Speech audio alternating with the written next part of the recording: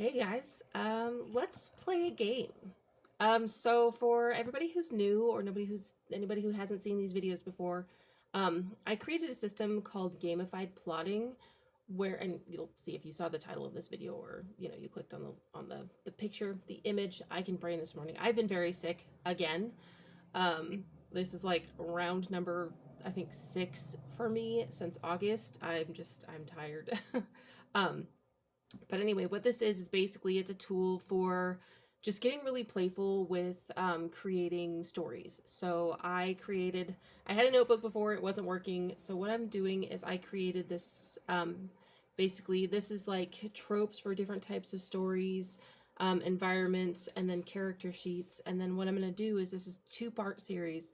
It used to be a 4-part, now it's a 2-part series. So in part 1, we're just going to be going through all of these and we're going to be kind of setting up our world.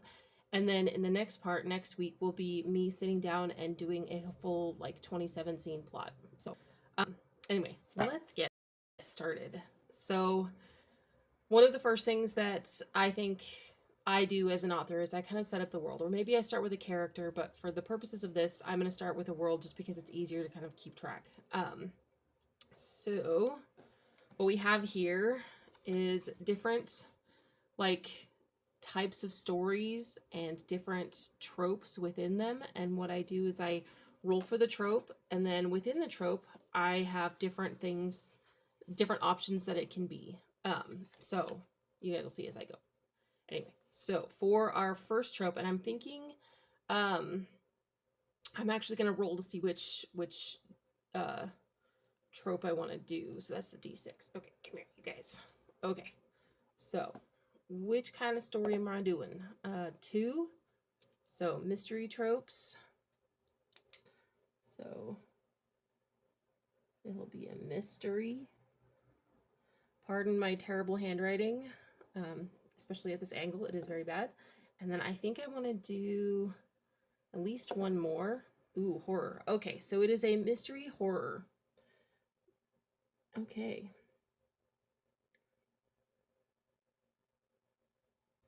Right, I think that's probably pretty good. So what that does is that leads us to rolling for what's the trope in the section. So for mystery, I'm getting a 3, which is hidden messages.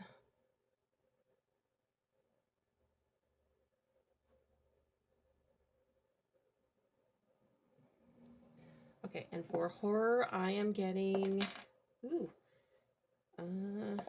7, splitting up.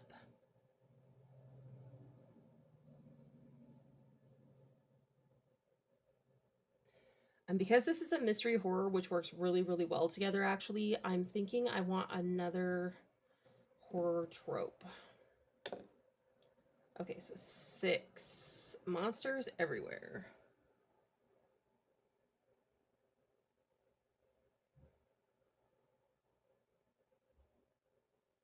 Okay, so that means I can move this aside. And because this is for fantasy and it's not a fantasy yet. It might turn into a fantasy, but it won't have any, I won't be focusing on any of these fantasy tropes. So we've got the mystery and we've got hidden messages, which is right here. So now I roll my D4. Hidden messages, 4 that are taunting the sleuth.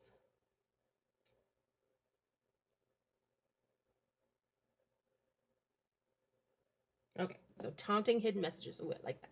Okay, and then we've got our horror tropes. Come here, you.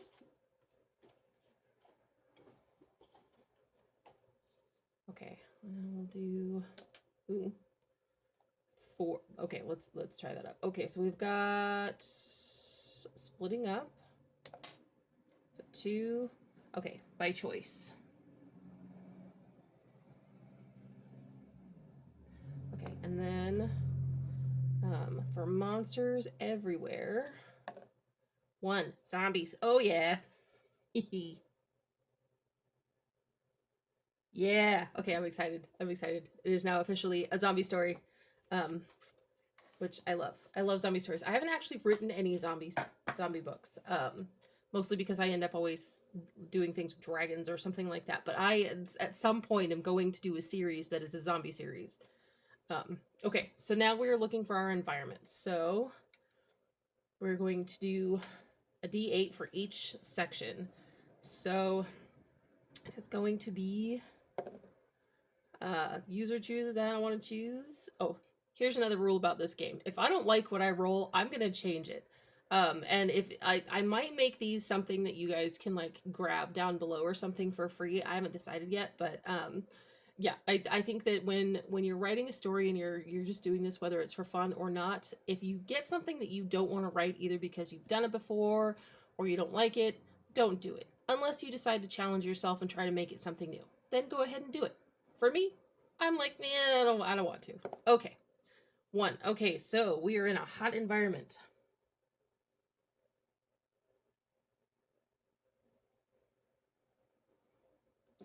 Okay, and then we have a small town versus big city. Okay, with zombies, that could be a lot of fun.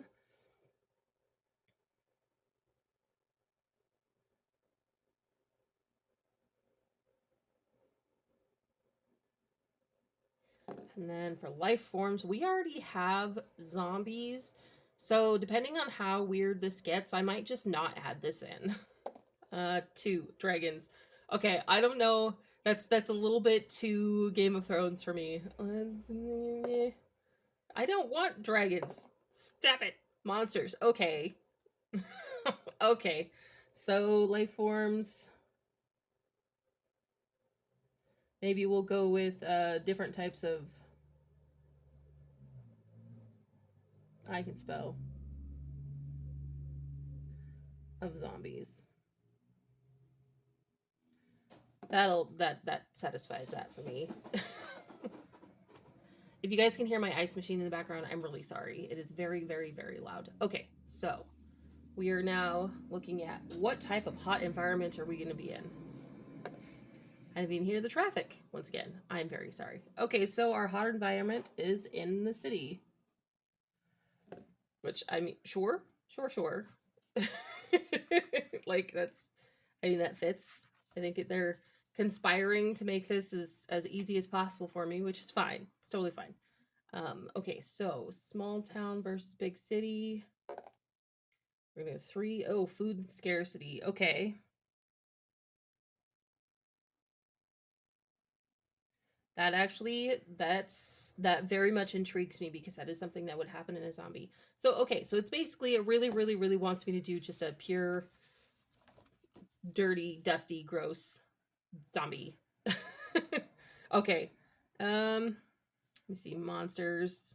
Okay, so this is how this is going to get interesting because there's lots of different, well, there's 4 different types of monsters here that I put, but there's different ways that I could do each of these things.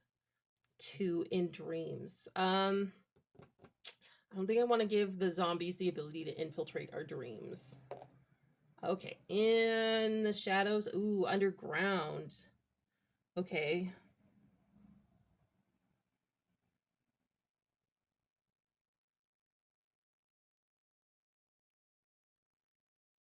Okay, so here's something that's really interesting to me. A lot of our big cities are built on top of previous big cities. They just basically, like, I know in Seattle, I live nearby Seattle, and there's a whole underground city down there that could be just filled with zombies, which would, or it could be a safe place from zombies that's, fortified, but also would eventually become a trap.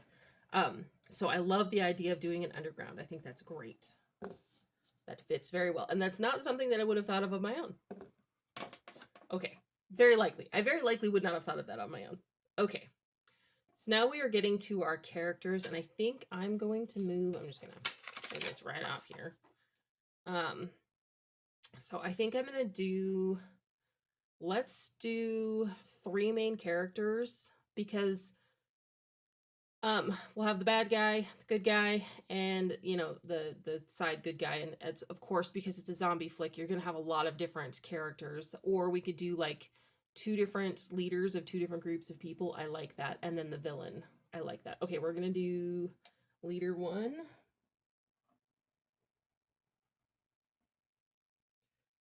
Leader 2. And then 3 will be the villain. I think I'm spelling that wrong. I really think I'm spelling that wrong. I don't think there's an I right there. I think there's just an A-N. Whatever. I don't care. We're just going to go with it and have it be badly spelled. Okay, so D6 for gender. Okay, so 5. All right, so leader number 1 and B. All right, leader number 2 is male, and our villain is female. All right, I like that. Okay, and then we're gonna roll for first initial. So that's going to be another D6. So we're gonna do our first initial for number 1 would be 2. So this line. 4, so T. So it starts with a T. T. We're gonna go with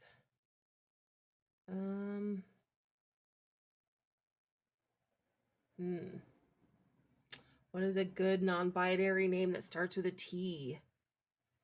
Like, I want to say Trixie, but that feels a little bit too on the feminine side. We're gonna go Tate. Tate. Yeah. Okay. So leader number 2. So the 1 line and 1 A starts with an A. We're gonna go with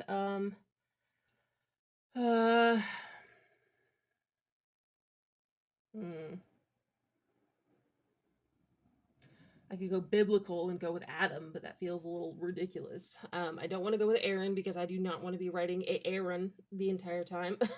We're gonna go with Ace. Why not? Ace. Yeah. Okay. And then our villain is female. The 1 line again. And a 6, that's user's choice. We're gonna go with anything along this line. We're gonna go with S. We're gonna go with Sarah. We're gonna go with Sarah. Okay. Sorry, I'm gonna pause and drink some tea here. Okay, so our characters have names. We have their genders. So we're gonna get some of their personality down. So for each one of these, we're doing one for each character. I'm not sure I gave enough room here. 1, 2, 3, 4, 5. 1, 2, 3, 4, 5. 2, 3, 4. Oh, I did not leave enough room there. We're gonna have to double up, but it'll be fine. It'll be fine. Okay, so, and again, a D6 for all of this. So for our non-binary leader, Tate, we're going to have a secure attachment style.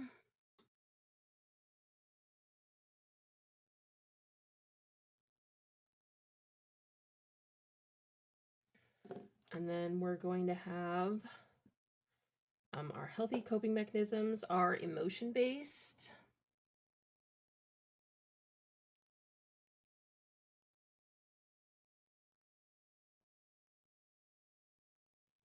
Okay, and then our unhealthy coping mechanism, because everybody has both healthy coping mechanisms and unhealthy coping mechanisms. I will die on that hill.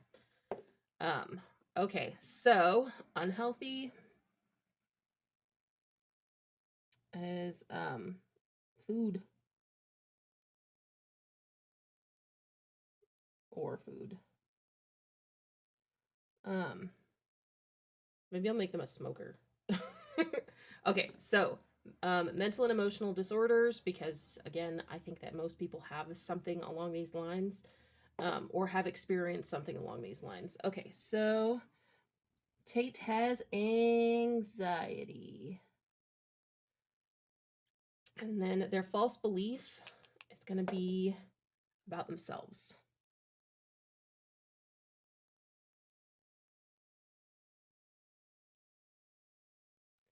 Okay, so then we're going to do Ace. So Ace has a secure...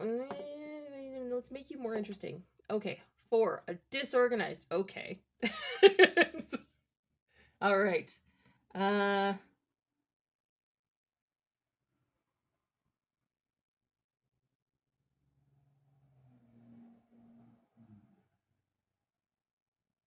Yeah, well, Ace is now officially the most interesting. Okay, so then healthy coping mechanisms would be 3, which is meaning focused.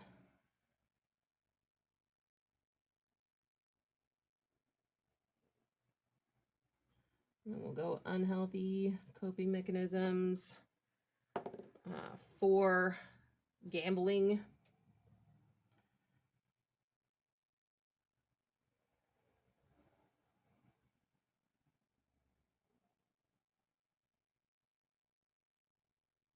Risk taking. Okay.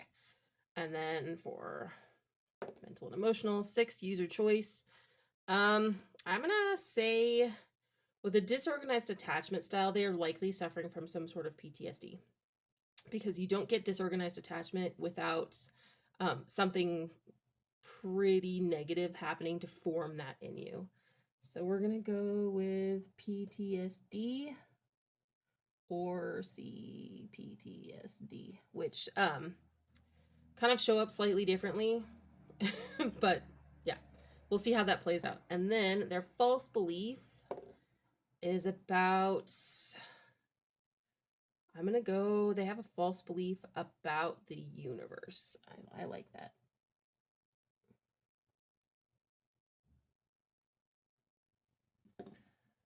Okay, now we're gonna move on to our villain, which this part's kind of fun. So how would we play this out? Okay, our villain has a secure, no, stop giving them secure attachment styles. It's just not realistic. Sorry, showing some of my own trauma there. Okay, let's try this again. Okay, disorganized. We already have disorganized. I mean, we could make them a foil of each other with their disorganized attachment, but that feels like a lot of really toxic behavior that has to be worked through on. And fine. Okay, it wants me to do disorganized.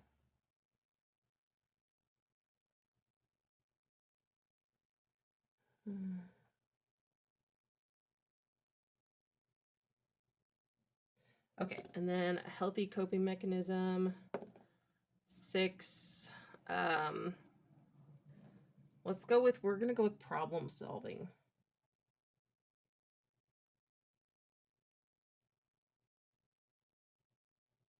And then their unhealthy coping mechanism. 1. Ooh. Okay, avoidance.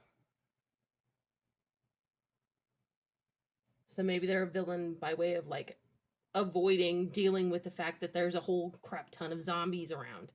I like the idea of having a villain in a zombie story that is not like macho man that's desperately trying to be in charge to the point where he just abuses everybody. So I'm kind of liking that. I wonder how I would play that out. It'll be interesting to see how that comes about in the story. And then, so we're gonna give you I think I'm gonna give you depression because why not? And then false belief. Yeah, we're gonna go with false belief about themselves. I like that.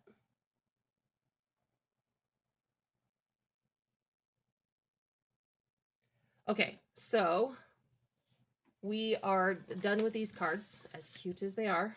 They are done. So next week, I think I will probably end up actually doing this right now and then posting it next week. I haven't decided yet, but now we know where our story is taking place, and what are kind of the main tropes that are going to play out in it, and we've got our characters. Now some of this might change as I go along. I might decide, you know what, screw it, I want Tate to be the bad guy because somehow that's how that character ended up. So different things are going to play out differently as I am plotting, but this is a really good place to start, which is why I like playing this game, because it kind of gives me just an overview of, okay, these are the things that I want to try to have in this story. And then you guys can see as I'm going through the story how it's going to change and how the expectations of these things and how they play out are going to expand into something that's totally different from what anybody else would do, because that's yet another part of this game, is that we're looking at these things and we might get the same exact setup for each person, and every author is going to write this differently, which is why you've got so many different stories that share some of the same similar tropes, but they feel very different because they're written by different people.